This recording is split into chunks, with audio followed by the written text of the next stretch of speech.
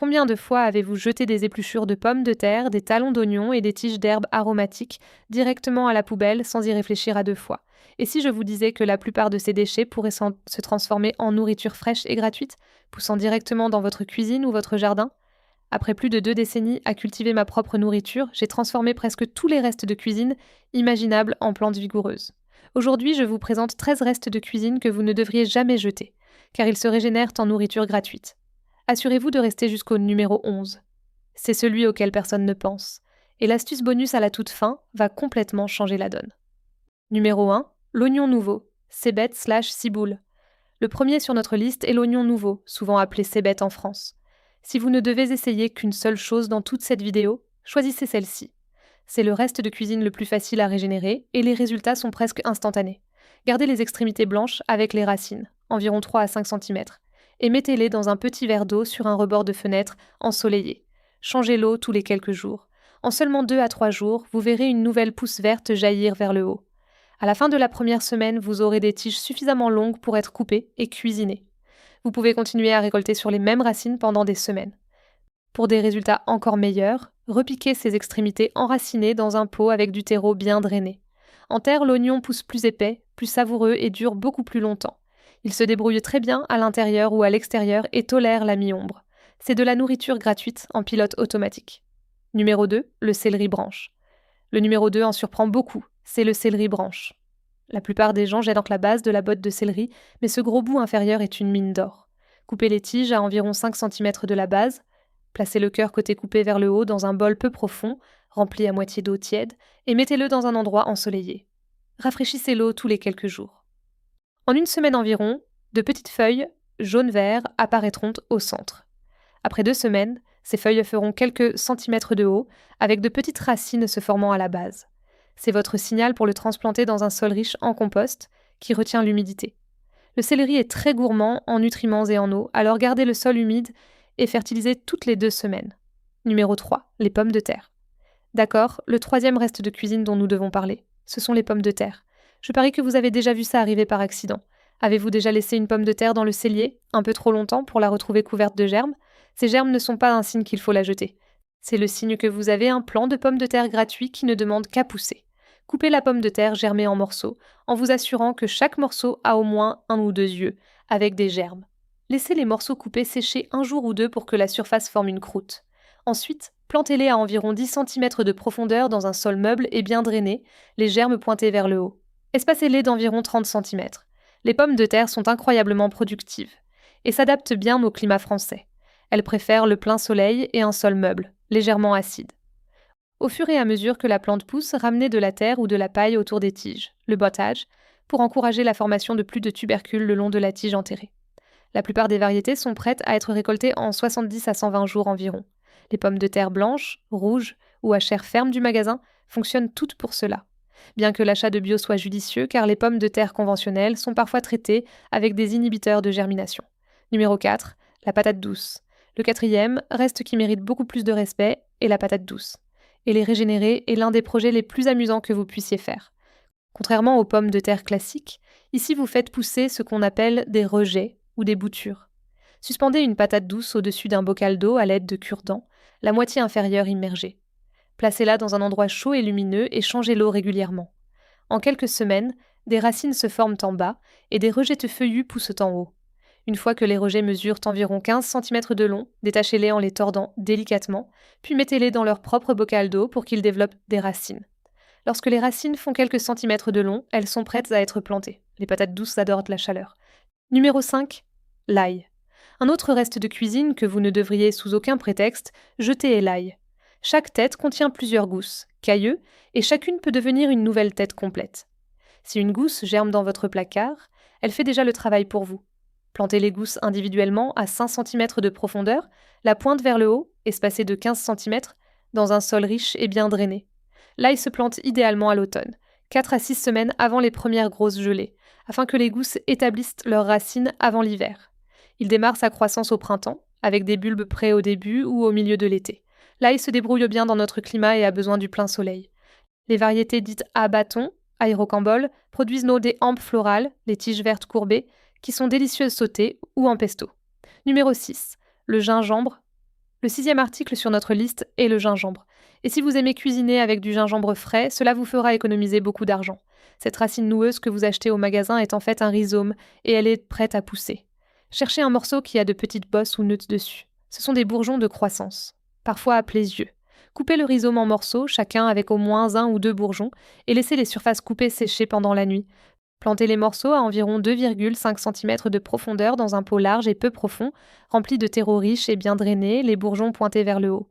Le gingembre est une plante tropicale, il aime donc la chaleur et l'humidité. En France, c'est une plante d'intérieur fantastique qui prospère bien au chaud. Numéro 7, les tomates. Arrivant au numéro 7, nous avons les tomates.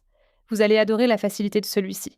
La prochaine fois que vous avez une tomate mûre sur le comptoir, coupez-la en rondelles d'environ 0,5 cm d'épaisseur et posez ces tranches à plat sur un pot rempli de terreau de semi-humide.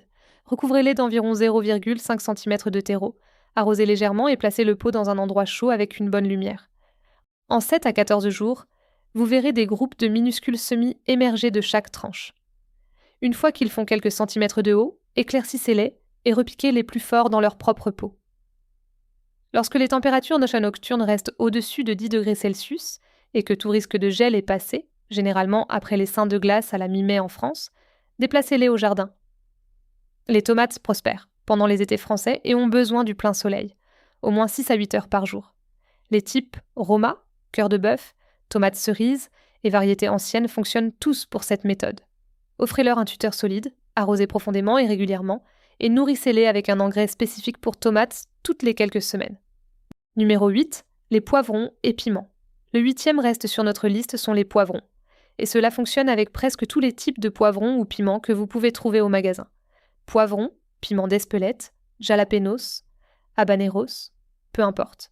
Lorsque vous coupez un poivron, vous verrez une grappe de graines attachées à la membrane blanche à l'intérieur. Grattez ces graines, étalez-les sur un essuie-tout et laissez-les sécher un jour ou deux. Ensuite, plantez-les à environ 0,5 cm de profondeur dans du terreau de semi-humide. Gardez-les au chaud, idéalement entre 24 et 29 degrés Celsius, et fournissez beaucoup de lumière. Les graines de piment peuvent prendre 1 à 3 semaines pour germer et aiment la chaleur constante, donc un tapis chauffant aide vraiment si vous en avez un. Une fois que les semis ont 2 jeux de vraies feuilles, repiquez-les dans des pots plus grands. Les poivrons aiment le plein soleil, le temps chaud et un sol bien drainé, avec beaucoup de matière organique. La plupart des variétés atteignent la maturité en 60 à 81 jours après la transplantation. Numéro 9, l'avocat. Le numéro 9 est l'avocat. C'est l'un des projets les plus populaires avec les restes de cuisine et à juste titre. Après avoir utilisé un avocat, nettoyez le gros noyau. Piquez 3 cure-dents sur les côtés pour le suspendre au-dessus d'un verre d'eau, avec l'extrémité plate du bas immergée d'environ 2 à 3 cm. Placez-le dans un endroit chaud, avec une lumière indirecte, et changez l'eau tous les quelques jours. En 2 à 6 semaines, le noyau se fendra et une racine pivot poussera par le bas, suivie d'une tige et de feuilles par le haut. Une fois que vous avez une tige d'environ 15 cm de haut avec quelques feuilles, rempotez-le dans un pot avec un sol riche et bien drainé. Les avocatiers prospèrent à l'extérieur dans les zones tropicales ou sur la côte d'Azur, mais ils poussent magnifiquement comme plantes d'intérieur chez nous. Numéro 10. L'ananas. Le 10e reste que vous devriez sauver, ce sont les couronnes d'ananas. La prochaine fois que vous achetez un ananas, tordez cette couronne de feuilles vertes. Enlevez quelques feuilles inférieures pour exposer la tige et laissez-la sécher une journée. Enracinez-la dans l'eau ou plantez-la directement dans un pot avec un sol sablonneux et bien drainé. Dans l'eau, les racines apparaissent en 2 à 3 semaines. Les ananas sont tropicaux, donc en France, ils sont excellents comme plantes d'intérieur. Donnez-leur une lumière solaire directe intense, arrosez avec modération et soyez patient. Il faut environ 2 à 3 ans pour qu'un ananas en pot fructifie, mais quand ce petit fruit commence à se former, c'est absolument passionnant. Numéro 11, les fraises. Arrivant au numéro 11, nous avons les fraises. C'est un véritable favori du public. Prenez une fraise mûre, bio de préférence, et coupez de fines lamelles de la peau extérieure où se trouvent toutes ces minuscules graines. Placez ces lamelles sur un bac rempli de terreau de semi-humide. Pressez légèrement et gardez la surface humide dans un endroit lumineux. En 2 à 3 semaines, vous verrez apparaître de minuscules semis. Une fois qu'ils ont quelques vraies feuilles, repiquez-les dans des pots ou des parterres de jardin. Les fraisiers sont incroyablement polyvalents et poussent bien dans notre climat. Les variétés remontantes, qui fructifient plusieurs fois, produiront des fruits de la fin du printemps jusqu'à l'automne. Offrez-leur le plein soleil, un sol riche et bien drainé et une humidité constante. Le vrai bonus avec les fraises est que les plantes Begluftussen envoient des stolons, des gourmands, créant de nouvelles plantes gratuitement. Ainsi, un projet de régénération réussi se transforme en une parcelle de fraises entière avec le temps. Numéro 12. La menthe. Le 12e article sur notre liste est la menthe. Et croyez-moi, vous n'aurez plus jamais besoin d'acheter de menthe après ça.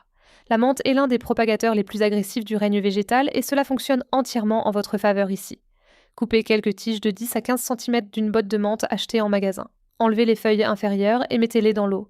Les racines apparaissent en quelques jours seulement, parfois même en 3 à 4 jours.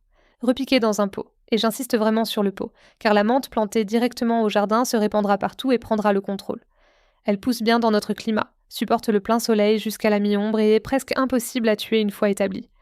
La menthe verte et la menthe poivrée sont les deux variétés les plus courantes que vous trouverez en magasin, et les deux s'enracinent sans effort à partir de boutures.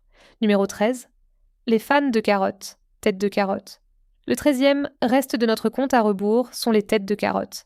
Et bien que vous ne puissiez pas régénérer une carotte entière à partir du sommet, vous pouvez quand même en tirer beaucoup de valeur. Coupez environ 2,5 cm du haut d'une carotte, l'extrémité épaisse où les feuilles étaient attachées, le collet, et placez-le côté coupé vers le bas dans un plat peu profond avec de l'eau. En quelques jours, vous verrez des feuilles vertes, semblables à des fougères, germer du sommet. Ces feuilles, les fans, sont complètement comestibles et ont le goût d'une herbe douce semblable au persil. Elles sont fantastiques dans les salades, les pestos, les chimichurris et comme garniture. Si vous transplantez la tête de carotte dans le sol, les feuilles continueront à pousser encore plus vigoureusement. Maintenant, voici où cela devient vraiment intéressant. Si vous laissez cette tête de carotte effectuer son cycle de vie complet, elle finira par faire une hampe florale en forme d'ombelle, chargée de graines.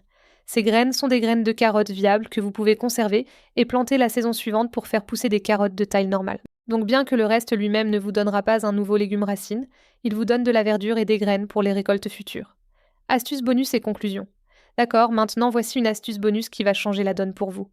Lorsque vous régénérez des restes dans l'eau sur le rebord de la fenêtre, la seule et la plus importante chose que vous puissiez faire pour augmenter votre taux de succès est de changer l'eau fréquemment, idéalement tous les jours, ou au moins tous les 2 jours. Voici pourquoi c'est si important. L'eau stagnante est un terrain fertile pour les bactéries, et les bactéries attaqueront les surfaces coupées de vos restes et provoqueront la pourriture avant que les racines n'aient la chance de se former. L'eau fraîche et propre maintient des niveaux d'oxygène élevés et des niveaux de bactéries bas, offrant à vos restes le meilleur environnement possible pour développer des racines saines. Vous pouvez également ajouter une goutte minuscule, littéralement une goutte, d'engrais liquide à base d'algues marines dans l'eau à chaque changement. Cela donne aux racines en développement une microdose de nutriments et d'hormones de croissance naturelle qui accélèrent considérablement le développement des racines.